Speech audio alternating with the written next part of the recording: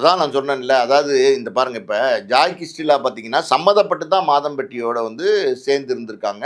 Joy கிஷ்டிலா, Madhampatti 2 பேரும் சேர்ந்து தான் வந்து படுக்கைய ஷேர் பண்ணியிருக்காங்க.